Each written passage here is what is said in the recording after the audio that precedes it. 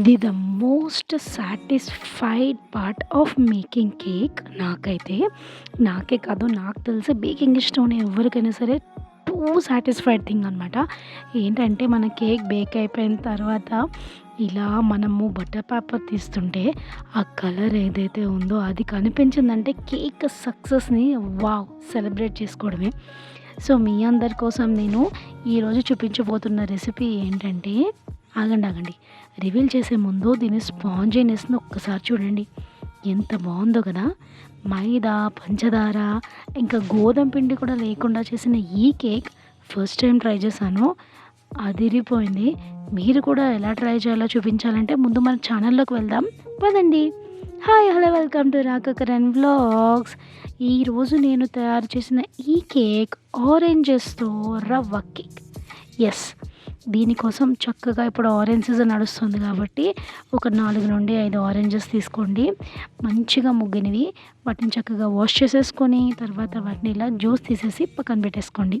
మనకి ఈ ఆరెంజెస్ అనేవి కంప్లీట్గా స్వీట్గా ఉంటాయి, కానీ మన దేశీ బత్తాయి పళ్ళు ఏదైతే ఉంటాయో అవి కొంచెం తీగా పుల్లగా ఉంటాయి కాబట్టి కేక్ అయితే కొంచెం పనికిరామన్నమాట. అది మాత్రం జాగ్రత్తగా చూసుకోండి.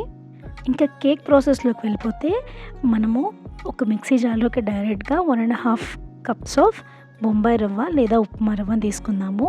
మీ స్వీట్నెస్కి తగ్గట్టు మీరు కొంచెం ఎక్కువ కావాలంటే ఎక్కువ, లేదా తక్కువ కావాలంటే తక్కువ యాడ్ చేసుకోవచ్చు స్వీట్నర్ అనేది. నేనైతే ఇక్కడ బెల్లం యూస్ చేస్తున్నాను, అది ఒక ఇంచుమించుగా 3/4 కప్ ఉంటుంది. తర్వాత దాంట్లోకి ఒక 2 టేబుల్ స్పూన్ల కర్డ్ యూస్ చేస్తున్నాను, రూమ్ టెంపరేచర్లో పెట్టింది.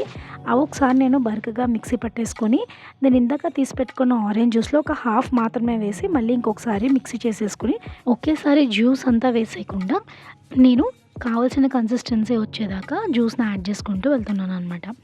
సో ఇక్కడ మీరు చూస్తున్నారు కదా, మిక్సీ పట్టిన తర్వాత ఇంకొంచెం డ్రై అయిపోయినట్టు అయిపోయింది.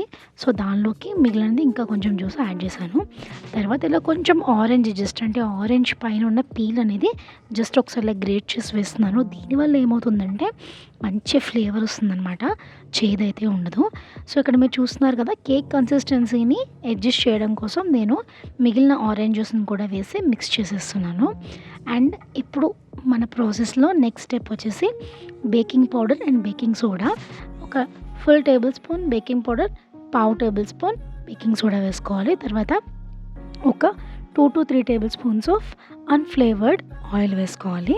సో ఇవన్నీ వేసుకొని మంచిగా మిక్స్ చేసేసుకున్న తర్వాత ముందుగానే గ్రీస్ చేసుకుని బటర్ పేపర్ వేసుకున్న కేక్ బేకింగ్ టిన్లోకి తీసేసుకొని ఒకసారి ఇలా ట్యాప్ చేసేసుకుంటే చక్కగా కేక్ అనేది ఈవెన్గా స్ప్రెడ్ అయిపోతుంది.